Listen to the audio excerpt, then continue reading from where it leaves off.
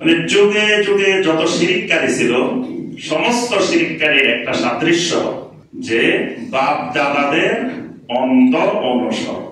মানে যত তাওহীদের দাওয়াত দিবেন, যত বুঝাইবেন, লাস্টের কথা হইল আমাদের বাপ দাদারা কি ভুল করছে, বাপ দাদারা কি বুঝে নাই, আমাদের বাপ দাদার পূর্বপুরুষেরা এইভাবে করে আসছে। এটা সমস্ত শিরিককারীদের এই হাজার হাজার বছর ধরে একই চরিত্র, একই কথা।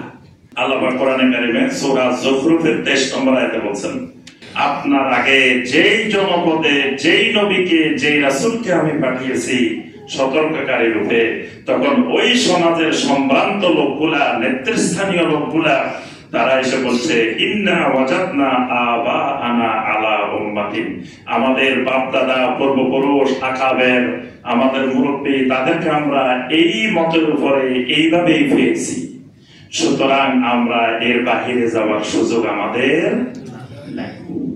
এই যুক্তি দিয়ে যুগে যুগে সমস্ত নবীর যুগে শিরিককারীরা শিরিক করছে বাপ দাদার দোহাই দিয়ে। যখন নবী সাল্লাল্লাহু আলাইহি ওয়াসাল্লাম তাদেরকে দাওয়াত দিলেন তাওহীদের দিকে আসার জন্য, সূরা আল মায়দার 104 নম্বর আয়াত, যখন বলা হলো তোমরা আল্লাহ এবং আল্লাহর রাসূলের দিকে চলে আসো, তখন বলে হাসবুনা, আমাদের জন্য এটাই যথেষ্ট, মা ওয়াজাদনা আলাইহি আবা, আমাদের বাপ দাদাদেরকে, মুরব্বিদেরকে, আকাবেরদেরকে যেটার উপরে পাইছি এটাই আমাদের জন্য যথেষ্ট। আমরা না বুঝি না, আমাদের বাপ দাদারা কিছু বুঝে নাই, আমরা না পাগল, তারা কি কিছু বুঝতো না? দেখবেন কোন এক জায়গায় লাখ লাখ মানুষ যাইতেছে, জিজ্ঞেস করলেন ভাই কি জন্য যাইতেছে, আরে আমি না পাগল। এই যে লাখ লাখ মানুষ যাইতেছে সবাই কি পাগল? কিছু না পাইলে, কিছু না বুঝলে এরা যাইতেছে। আল্লাহ পাক ওই আয়াতে ওই কথাটা বলছেন, তারা বলছে আমাদের বাপ দাদারা কি কিছু বুঝতো না? আল্লাহ পাক বলছেন আসলেই আওয়ালাউ কানা আবাউহুম লা ইয়ালামুনা শাইয়্যা ওয়া লা ইয়াহতাদুন, যদিও তাদের বাপ দাদারা কিচ্ছু জানতো না, ওয়া লা ইয়াহতাদুন, তারা হেদায়েত প্রাপ্ত ছিল না, জাহেল ছিল, মূর্খ ছিল, গোমরা ছিল তাদের বাপ দাদারা, কিন্তু তারপরেও তারা বলবে যে না আমরা না ভাই বুঝি না। বাপ দাদারা বুঝতো না? আরে এত বড় বড় আল্লাহর ওলি গ্লাসে ফু দিলে গ্লাস ফাটে গেছে, এখান থেকে ফু দিছে ওই জায়গা তার ফু পৌঁছে নাই, ওই পানি নিয়ে খাইছে, কাজ হয়ে গেছে। আর এখনকার শায়খরা সবাই মিলে ফু দিলেও তো গ্লাস একটা ফাটবে না। ওই সময়ের মুরব্বীরা এগুলা করে গেছে।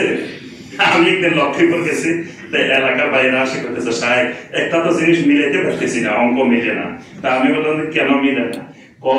এই যে যে জিনিসগুলো আমরা এখন বুঝতেছি শিরিক, আমরা এখন বুঝতেছি বেদাত, আমাদের এই এলাকার যতগুলা বুজুর্গ ছিল, যতগুলা আল্লাহওয়ালা ছিল, যতগুলা আল্লাহর ওলি ছিল, সবাই তো এগুলা করতো, শিরিকও করতো, বেদাতও করতো, যেগুলোকে আমরা এখন বলতেছি শিরিক আর বেদাত। এরা শিরিক করে বেদাত করে আল্লাহর ওলি হয়েছে কেমনে? এই অঙ্ক মিলাইতেন। কারণ শিরিক করে বেদাত করাটা কেউ কোনোদিন আল্লাহর ওলি হতে পারে না, কখনো না। যদি কেউ মনে করে শিরিক করে আল্লাহর ওলি হয়েছে, বেদাত করে আল্লাহর ওলি হয়েছে, তাহলে তার ঈমানে থাকবে না।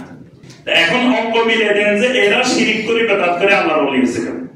তা আমি অঙ্ক মিলানোর আগে আমার এটার উত্তর দেন, এরা তো আল্লাহর ওলি হয়েছে, এইটা আপনারা কে বলতো? এটার উৎস কি, এটার সোর্স কি? কেমনে জানি গেলেন যে উনি আল্লাহর ওলি হয়েছে? কয় যে আমরা অনেক কারামত দেখছি, মানে অলৌকিক কাজ করবার। তা আমি তো অলৌকিক কাজ করবো তো শয়তানও করতে পারে। কয় না এই যে আমরা তো সবাই আল্লাহর ওলি মনে করতাম।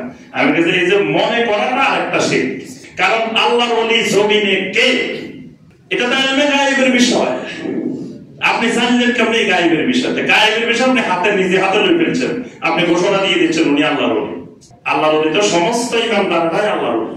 আল্লাহু ওয়ালিয়ুল্লাযীনা আমানু, সকল ইমানদার আল্লাহ রাব্বুল আলামিনের বন্ধু, আল্লাহর ওলি।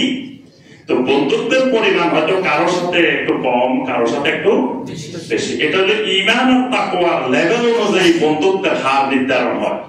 আজকে ধরেন জুমার নামাজ সবাই পড়তেছি, এখন তো সবাই জুমা পড়ছি, এক ইমামের পিছনে পড়ছি, কিন্তু সওয়াব সমান হলো না কেন?